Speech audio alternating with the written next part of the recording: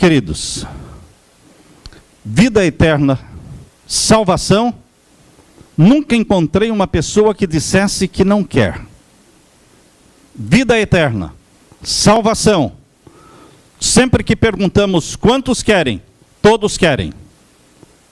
Não importa o país onde viva, não importa a raça, não importa a cultura, não importa a religião, todos querem vida eterna, todos querem salvação. Só que a Bíblia, ela é simples e ela é direta, ela vai ao ponto. E eu quero convidá-lo para que abra a sua Bíblia agora, em Atos capítulo 16, verso 30. Atos capítulo 16, verso 30. Vejam só a pergunta que aquele carcereiro, aquele que estava com Paulo na noite em que houve um grande tremor, não é? Que sacudiu as paredes da prisão, e Paulo e Silas foram libertos das cadeias que estavam prendendo suas mãos e seus pés. Vejam o que aconteceu em Atos capítulo 16. Vamos ler. A partir do verso 25. A partir do verso 25. Atos 16, verso 25 em diante. Abra sua Bíblia. Se alguém tiver dificuldade para achar, peça ajuda aí do vizinho, tá bom? Todos lendo a palavra de Deus. É interessante que a NDL falou aqui que muitas vezes ficam dúvidas porque muitos interpretam diferente. Eu quero dizer para você, NDL, e para você, meu querido irmão, que quem interpreta a Bíblia não está fazendo o papel de Deus. Não está fazendo a vontade de Deus. Ninguém que interprete a Bíblia. Qualquer pessoa que interprete a Bíblia está errada, 100% errada. Não acredite numa pessoa que interpreta a Bíblia. A Bíblia deve ser aceita literalmente. Você não precisa de um intérprete para a Bíblia. Você basta ter um dicionário de português.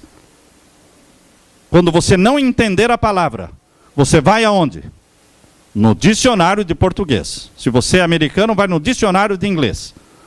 E sabem, queridos, quando vocês estiverem estudando profecia, e você não entender uma palavra na profecia, você vai na Bíblia.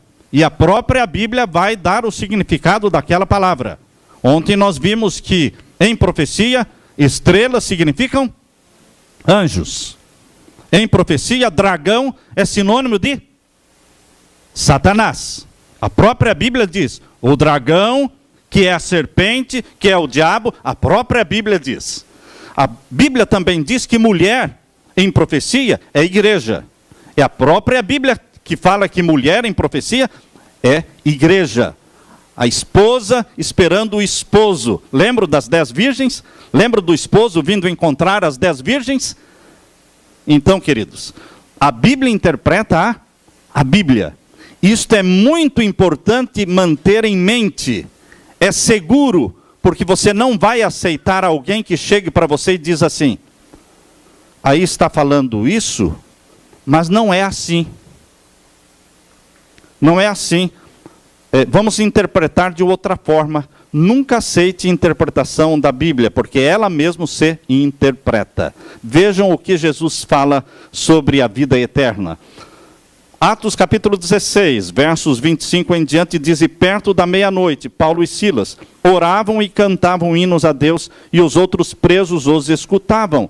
Paulo estava com as mãos amarradas, com os pés amarrados, em grilhões de ferro. Isso dói, isto sangra. Mas ele estava cantando. Queridos, os filhos de Deus não murmuram, os filhos de Deus não reclamam. Eu sei que tem muitos reclamões aí. Homens reclamões. Mulheres ranzinzas, reclamonas. Mas, queridos, os filhos de Deus desaprendem a reclamar. Desaprendem a murmurar. E aprendem a louvar. Dar glória a Deus, seja na chuva, no sol, na neve. Dar glória ao Senhor Deus do céu. Paulo estava com as mãos presas, pés presos em grilhões de ferro.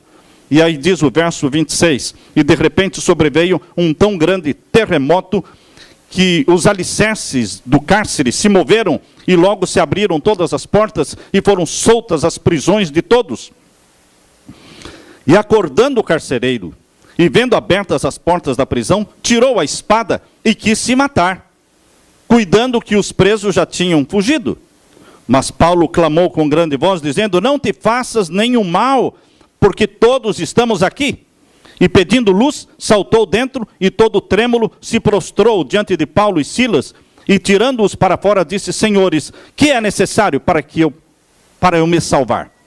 Que é necessário que eu faça para me salvar? Esta é a mais importante pergunta que alguém pode fazer. Não existe outra pergunta mais importante que essa. Sabem que o problema do ser humano não é dinheiro? Não é dinheiro. Quem tem muito dinheiro tem mais problemas.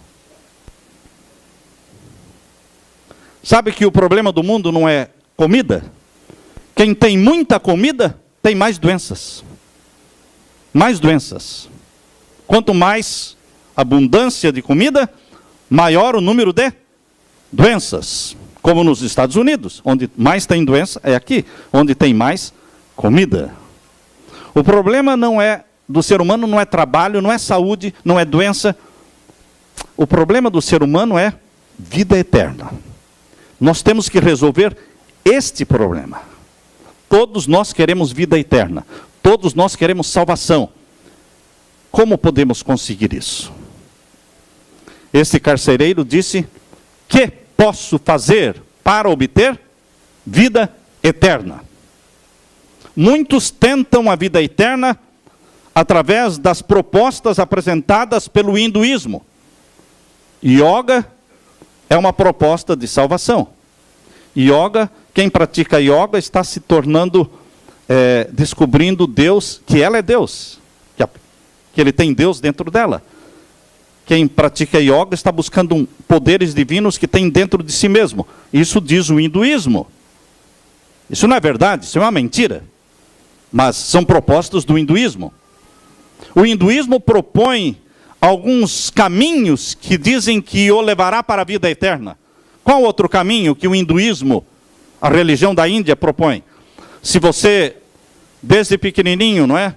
Subir, deixar você trepado numa coluna e você nunca descer de lá, como penitência, você está salvo. Outra proposta: se você, em vez de deitar no seu colchão de espuma ou de mola, você se deitar numa cama de prego. Eu já vi pessoas deitadas em cama de prego. Você já viu? Os faquirs. Fakir é aquele que não come, fica sem comer e fica dentro de uma câmara. Eu, quando pequeno, eu via muito na minha cidade. Ele tinha uma câmara de vidro e ele ficava deitado lá dentro, sem comer, durante semanas e semanas, muitos dias, em cima de uma cama de prego. Na Índia, isto é estratégia para se obter a vida eterna. Deitar numa cama de prego. Também aconselha-se que as pessoas se deixem jogar debaixo das rodas do carro sagrado. Quando o carro sagrado na Índia está passando, eles se jogam debaixo das rodas para serem moídas, para serem mortas. E ele terá vida eterna. Ou então, eles se deixem picar pela serpente sagrada. E aquele que se deixa picar pela serpente sagrada, morre. Mas não morre, ele foi para a vida eterna. São propostas de vida eterna apresentadas pelo hinduísmo. Se você quiser, você pode levar com você estas propostas. Eu não quero. Eu só estou dizendo para vocês o que o hinduísmo ensina. Porque a Bíblia me diz como obter a vida eterna. Mas que outras religiões apresentam propostas? O islamismo. Você quer vida eterna? Você quer ir para o paraíso? Torne-se um homem-bomba. Que tal? Encher o corpo, não é? Pega uma roupa bem larga, tipo uma beca, não é? Bastante, sobrando bastante, e enche de bombas. E você então vai no meio de uma multidão, e então aí você detona. Aí você some. Vai direto para o paraíso. E eles dizem, você vai ter 70 virgens esperando por você lá. Coitado. Coitado. Ninguém jamais voltou para dizer se é verdade, não é? Queridos, eu cheguei em Jerusalém com a minha esposa e fomos visitar a igreja adventista que tem ali em Jerusalém. e conversei com uma professora de inglês. Lá temos uma escola de inglês, e a professora de inglês disse, olha, um dia eu perguntei na sala de aula para um menino islâmico, o que você quer ser quando você crescer? E ele disse, eu quero ser um homem-bomba. Homem-bomba é caminho para o paraíso. Assim que eles pensam. Morrer, explodindo e matando dezenas de outras pessoas, eles pensam que é o caminho para a vida eterna. Proposta do islamismo. Queridos, os ermitões, sabe o que é ermitão?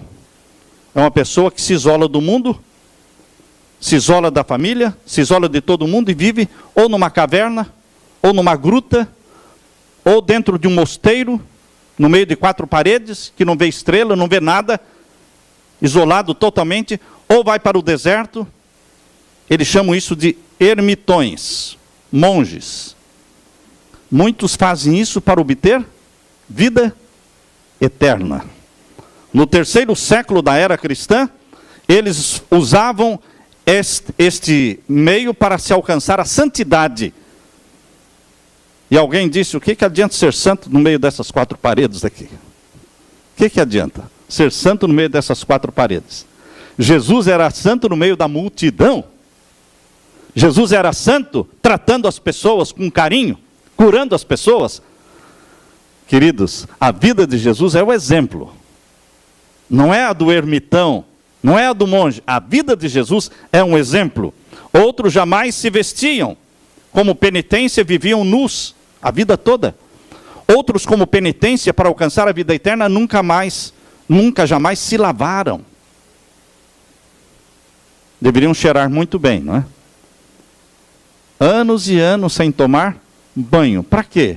Para alcançar santidade e para chegar à vida eterna. Queridos, o que mais? Viver em covas? Viver em cavernas? Viver no deserto? Hoje ainda existem milhares de pessoas buscando salvação, como? Através de penitências. Você já viu uma propaganda que tem na Globo, que mostra a cidade de Nossa Senhora Aparecida do Norte? Já viram? Que aparece aquele... Sempre na Globo tem propagandas, não é? E ali tem uma propaganda que aparece Aparecida do Norte, é um templo lindo, não é? Uma igreja, é uma catedral linda, e no meio ali aparece uma mulher andando de joelhos, no meio da propaganda. Muitos creem que pelo caminhar de joelhos, até sangrar os joelhos, por quilômetros, ou subir escadas de joelhos, como aconteceu com Martinho Lutero, no século XVI, Martinho Lutero foi para Roma, lá de Wittenberg, na Alemanha, foi para Roma, e ele estava subindo a escadaria de Pilatos, quando, no meio da escadaria, ele ouviu uma voz, que foi a voz de Deus, dizendo, o justo viverá da fé. E ali mesmo ele se levantou, e deu costas para Roma, e voltou para o interior da Alemanha, e encontrou então a doutrina bíblica de salvação em Jesus. Perdão pelo sangue de Jesus, não pela compra, nem pela penitência, nem pelas indulgências. Vocês já ouviram falar na maior festa do Brasil, Círio de Nazaré? Acontece no mês de outubro em Belém, Belém do Pará. São 2 milhões de pessoas, todos tentando agarrar numa corda. Já viram isso? Agarrar numa corda grossa, comprida. Pessoas descalças, sangram o pé, porque quando você vai andar descalço no asfalto, nos primeiros 10 metros, tudo bem, meu irmão. Mas depois de 1 quilômetro, 2 quilômetros, 3 quilômetros, seu pé já está sangrando. Outros vão ajoelhados, e eles querem alcançar méritos, eles querem alcançar perdão, eles querem alcançar graça, mas você não alcança a graça fazendo penitência, você alcança a graça aceitando a graça de meu Senhor Jesus. Por isso se fala graça. Graça não se compra. Se eu compro, não é mais graça. Se eu conquisto por penitências, não é mais graça. Eu quero alcançar a graça divina, pois lembre-se que graça é de graça. Você não compra, você não conquista, você aceita a graça do sangue do nosso Senhor Jesus. como se salvar, como obter a vida eterna. São caminhos e estratégias, queridos. Vamos voltar agora para Atos capítulo 16. Volte agora para Atos capítulo 16. Vamos ver aqui o verso 30. Verso 30. Todos com o olho na Bíblia? Um olho na Bíblia quando nós estamos lendo. Quando paramos de ler, aí vocês olham para mim. Quando eu leio, vocês olham para a Bíblia, para ver se eu estou lendo certo. Porque é exatamente como está escrito. Eu nunca vou dizer para você, olha meu irmão, isso está escrito assim, mas não é isso aí. Deixa eu explicar para você o que é isso. Não, o que está escrito, está escrito. Basta ter um dicionário de português. Vamos ler Atos 16, 30. E tirando-os para fora, disse, senhores, que é necessário que eu faça para me salvar? E eles disseram, crê no Senhor Jesus Cristo e serás salvo, tu e a tua casa. Simples. Alguém pode dizer, simples demais, pastor. Quando a coisa é muito simples, eu acho que não está certo. Pois Deus é simples. Sabem por que muitos recusam a semana da criação? Que nós já estudamos com vocês aqui, a semana da criação, de capítulo 1 de Gênesis. Sabem por que muitos recusam? Simples demais, pastor. Pois Deus é simples. Deus falou e tudo apareceu. Deus mandou e tudo passou a existir. Não, isto é simples demais. Jesus mostrou que isto é possível. Porque Jesus disse para o leproso, fique limpo. Ele não levou 10 anos para ficar limpo. Ele ficou limpo na hora. Deus disse para Moisés, toca as águas do Mar Vermelho. E ele tocou. E as águas não começaram a se abrir. Elas se abriram. Quando Jesus orou, Pai, multiplique estes pães e esses peixes. Foram multiplicados. Quando Jesus disse, Lázaro estava morto há 4 dias, venha para fora. Ele veio para fora.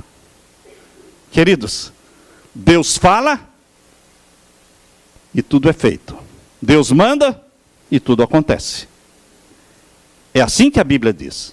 O relato da semana da criação é simples, mas é assim que Deus quer que entendamos. Queridos, aqui diz que salvação é Jesus.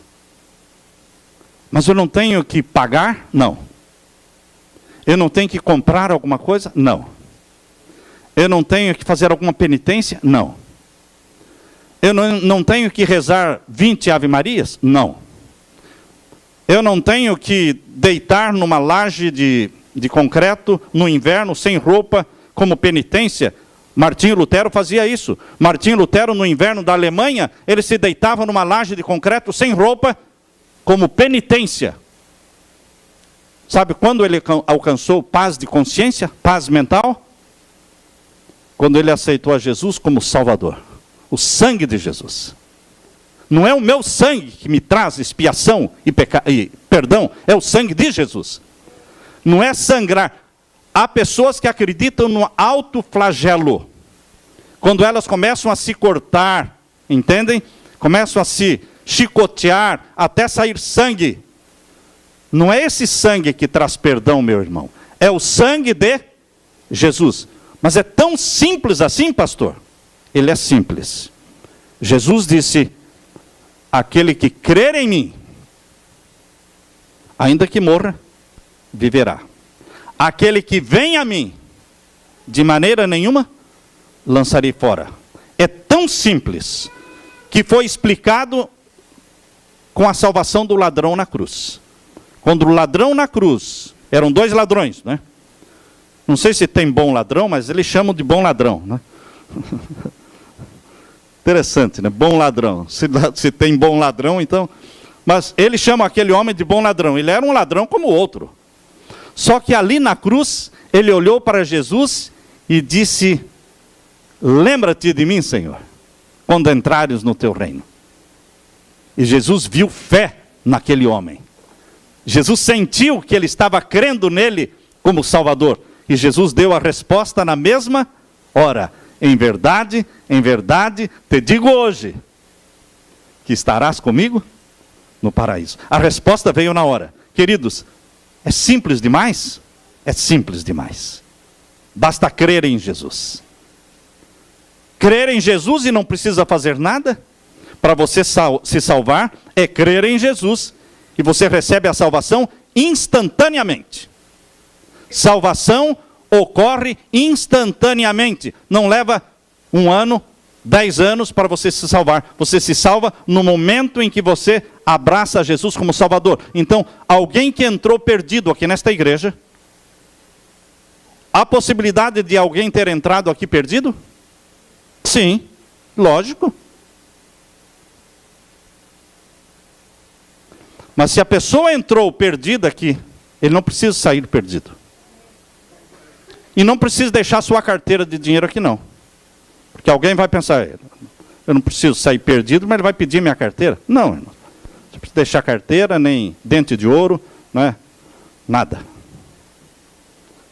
Você pode sair salvo. Mas como? No momento em que eu fizer o apelo, para que você levante a sua mão, que você aceita Jesus como seu salvador pessoal, você tem que levantar a mão. Ah, eu tenho vergonha. Sorry. Então você não vai se salvar. Porque Jesus não teve vergonha de você. Ele foi crucificado nu. Isso eu tenho vergonha. Homem é muito envergonhado. Homem é mais envergonhado do que mulher. Sabiam? Homem é muito envergonhado. E Jesus foi crucificado nu. Nas fotografias, nos quadros que pintam, colocam o que ali? Um pano. É coisa de pintor, viu, irmãos? Mas eles o crucificaram nu. Uma vergonha. E ele foi levantado bem alto na cruz, em cima de um monte chamado Monte do Calvário. Então, quando você disser, eu tenho vergonha de levantar a minha mão, dizendo que eu aceito a Jesus, lembre-se que Jesus não teve vergonha de morrer por você, na cruz do Calvário. Por isso, Jesus olha nos seus olhos e diz, se você me confessar diante dos homens, eu também confessarei o teu nome diante do meu Pai. Agora, se você me negar diante dos homens, eu também te negarei diante do meu Pai. Percebem como Jesus é claro, direto, transparente, não enrola ninguém? Eu não gosto de gente enrolada. Jesus nunca foi enrolado. Ele sempre respondia diretamente. Se você me confessar diante dos homens, dizendo que me ama e que me aceita, o resto é comigo. Eu defendo você diante do meu Pai. Eu sou o seu advogado. Agora, se você me negar, eu também não tomo nenhuma responsabilidade. A religião de meu Senhor Jesus é clara, ela é objetiva, ela é simples, ela é fácil. A salvação acontece assim. Mas pastor, se é tão fácil assim, por que então tantas pessoas que aceitaram a Jesus vão se perder? A maioria das pessoas, agora prestem atenção nisso, a maioria das pessoas que aceitam a Jesus, esta maioria vai se salvar ou vai se perder? Pense um pouco. A maioria do mundo cristão vai se salvar ou vai se perder? Vai se perder. Ah, mas não aceitaram a Jesus como Salvador? Queridos, agora abra a Bíblia em Mateus capítulo 19. Mateus capítulo 19. Verso 16. Mateus capítulo 19, verso 16. E nós queremos que fique bem claro na sua mente que existem duas fases no plano da salvação. No plano da salvação existem duas fases. A fase do perdão, em que você é perdoado e você é salvo. E isso é feito através de Jesus, através do sangue de Jesus. Mas existe uma outra fase chamada de obediência, que vai acontecer na vida daqueles que foram salvos por Jesus. Quando a obediência não aparece na vida daqueles que falaram que foram salvos, vou repetir, quando a obediência a Deus não aparece na vida daqueles que dizem, eu fui salvo, então nós podemos colocar um ponto de interrogação nesta salvação, porque provavelmente ela não aconteceu. Ela realmente não aceitou a Jesus como Salvador. Porque primeiro eu aceito-o como meu Salvador, e Ele me perdoa e Ele me salva. Depois, então, que Ele me foi Salvador, agora Ele diz, eu sou daqui para frente seu Senhor. Primeiro Jesus se apresenta diante de você, meu irmão, como Salvador. E diz, eu morri por você na cruz. Aceita-me e se salve. Uma vez que você aceita Jesus como Salvador, Jesus agora diz, daqui para frente eu sou o seu Senhor. E como Senhor, eu mando. Eu não peço. Jesus não pede, Ele manda. Ele é Senhor do céu e da terra. E todo mundo, no céu e na terra, dobrará os seus joelhos diante de quem? De Jesus. É um nome acima de todos os nomes. E como Senhor da nossa vida, Ele diz o quê? Obedeça os meus mandamentos. É aí que a maioria dos cristãos que dizem e pensam que estão salvos em Jesus, é aí que eles falham. É aí que eles se enganam. Porque eles não querem nenhum compromisso com Jesus. Eles só querem perdão e salvação, mas querem continuar vivendo a vidinha de sempre. Quem roubava, continua roubando. Quem fumava, continua fumando. Quem tinha 3 mulheres, não é? Quem vivia fazendo hora extra, não é? Tem homem que vive fazendo hora extra, né? Queridos, não mudou de vida? Não houve salvação. Porque salvação produz mudança de vida. Salvação produz uma vida obediente. Por isso Jesus disse em Mateus capítulo 19, verso 16. Leiam comigo agora. Todos olhando na Bíblia, verso 16. E eis que aproximando-se dele um mancebo, um jovem, disse-lhe, bom mestre, que bem farei para conseguir a vida eterna? É a mesma pergunta que aquele carcereiro fez para Paulo, não é? O que eu vou fazer para ter vida eterna? Lá foi dito, crê no Senhor Jesus e serás salvo. Está certo ou está errado? Está certo? O primeiro passo é crer em Jesus. Mas agora a mesma pergunta é feita. O que eu posso fazer para ter vida eterna? E aqui Jesus diz o quê? E ele disse, por que me chamas bom? Não há bom senão um só, que é Deus. Se queres, porém, entrar na vida, guarda os mandamentos. Pastor, então a Bíblia está se contradizendo? A Bíblia nunca se contradiz. Aceitar a Jesus como Salvador é a causa da nossa salvação. Quando você vê uma bola rolando, ela não começou a rolar sozinha. Quando você vê uma bola rolando, é porque alguém chutou. A bola rolando são os efeitos do chute.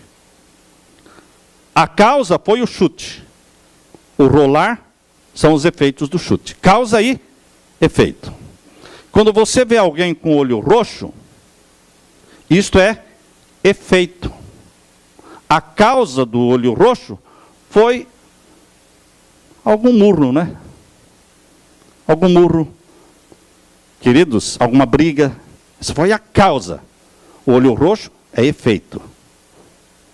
A causa da sua salvação, meu querido irmão, é Jesus, o sangue de Jesus na cruz do Calvário.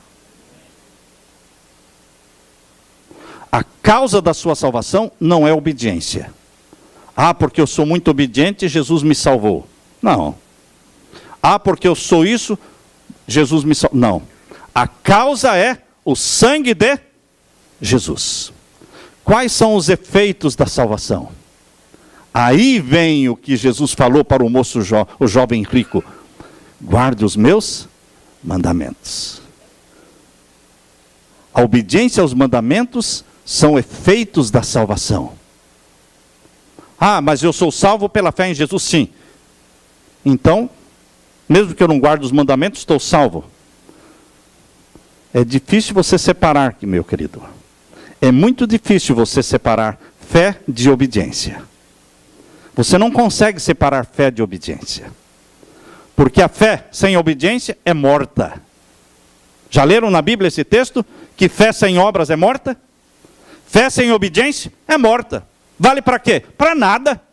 Para que serve um marido que diz que ama a esposa, mas não dá de comer, não respeita a mulher, bate na mulher, trai a mulher? Para que serve um marido desse? Para nada. Ah, mas ele diz que ama. Ama nada, da boca para fora. Para que serve uma fé que não gera obediência? Para que serve uma fé que não traz mudança de vida? Para nada. Só para enganar a pessoa, meu irmão. E o mundo cristão hoje está enganado pela fé que não salva, pela fé que não produz obediência, pela fé que em vez de colocar a lei de Deus na sua vida, anula a lei de Deus da sua vida. O mundo hoje cristão está cheio de gente que diz que ama Jesus, mas não quer saber nada dos mandamentos de Jesus. E eles dizem, não, eu já fui salvo pela fé. Eu já fui salvo pela graça. Eu não preciso obedecer mandamento nenhum de Jesus. Onde estão os efeitos da salvação? Onde estão os efeitos da salvação? Portanto, meu querido irmão, quando Jesus disse assim para o jovem rico, se queres, porém, entrar na vida, guarda os mandamentos, leia agora o verso 18. Disse o jovem, quais mandamentos? Ele deu uma de bobo, né? Deu uma de bobo, ele fez de conta que ele não sabia. Mas ele sabia de que mandamento Jesus estava falando. E Jesus refrescou a memória dele. Ah, você não sabe de que mandamentos estou falando? Jesus refrescou dizendo o quê? A memória do jovem dizendo, Jesus disse, não matarás, não cometerás adultério, não furtarás, não dirás falso testemunho, honra o teu pai e a tua mãe, amarás o teu próximo como a ti mesmo. De que lei Jesus estava falando para este jovem? A lei dos 10 mandamentos. Os mandamentos escritos pelo dedo de Deus, chamado 10 mandamentos. Queridos, hoje as pessoas querem vida eterna, mas não querem obediência.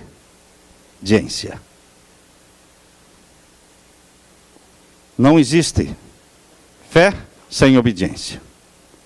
Eu quero que você leia agora Tiago, capítulo 2. Lá no finalzinho da Bíblia, tem o livro, a carta de Tiago. É bem no finalzinho da Bíblia, fica antes de Pedro. Antes de Pedro, fica a carta de Tiago. Capítulo 2. Capítulo 2, Tiago, capítulo 2, vamos ler aqui o verso 17. Capítulo 2 de Tiago, verso 17. Todos acharam? Vamos ler juntos? Assim também a fé, se não tiver o quê? As obras, é morta em si mesma. A fé sem obediência, a fé sem obras de obediência, ela é morta. E o verso 18 diz, mas dirá alguém, tu tens a fé, eu tenho as obras, mostra-me a tua fé, sem as tuas obras, eu te mostrarei a minha fé pelas minhas obras. Ah, eu tenho fé, não preciso obedecer. Isso o diabo também tem. A Bíblia diz aqui no verso 19 que o diabo também crê em Deus. Só que o diabo não obedece. E os cristãos que dizem que creem em Jesus e não obedecem? Bom, eu não vou falar porque isso é pesado demais, né, irmãos? Eu não vou falar. Porque por bom entendedor, uma palavra basta. Veja aqui, capítulo 2, verso 19. Tu crês que há um só Deus? Fazes bem. Também os demônios o creem e estremecem. Os demônios acreditam em Deus e estremecem quando falam em Deus. Só que não obedecem. E os cristãos que dizem que creem em Deus, mas não querem nada de obediência aos mandamentos de Deus. Queridos, 1 João, abra sua Bíblia agora em 1ª carta de João, capítulo 2. Bem pertinho aí de Tiago, mais para frente, mais para o final da Bíblia. 2, 3 páginas para frente está a 1ª carta de João, capítulo 2 e o verso 4. Vejam como é que Jesus fala. Primeira carta de João, capítulo 2, verso 4. Vamos ler o verso 3 e o verso 4. Olhem na Bíblia, irmãos. E se eu estiver lendo errado, vocês me corrijam. Nisto sabemos que o conhecemos, se guardarmos os seus mandamentos. Qual é a prova de que você conhece a Deus? Guardando os seus mandamentos. Você não prova que você conhece a Deus falando que conhece a Deus. Você prova fazendo alguma coisa. Você não prova que ama a sua esposa falando de boca cheia, eu amo a minha esposa, é a mulher mais maravilhosa do mundo, eu morro por ela. Morre, sai do trabalho, vai para o bar, fica lá com os amigos e a mulher sozinha, recebe o salário, gasta na bebida, paga a bebida para todos os teus companheiros e deixa a sua mulher à míngua e você fala, eu amo a minha esposa. Ama nada. Porque provar que ama a esposa é o quê? Fazer o que ela gosta. Atender às necessidades dela. Por isso a Bíblia diz, eu conheço a Deus assim, guardando os seus mandamentos. Porque o verso 4 diz, aquele que diz, eu o conheço e não guardo os seus mandamentos, é o quê? Vocês falaram, eu não falei nada. A Bíblia chama de mentiroso aquele que diz que ama a Deus, que ama Jesus, que está salvo em Jesus, mas não quer guardar os mandamentos de Jesus. A Bíblia diz, ele não passa de um mentiroso, e nele não está a verdade. E são estes que vêm pedir dinheiro para vocês. E são estes que atraem as pessoas por milagres e por expulsão de demônios. São estes que dizem que se você der a casa, você vai ganhar 2. São estes que dizem que se você der o carro, você ganha 2 carros.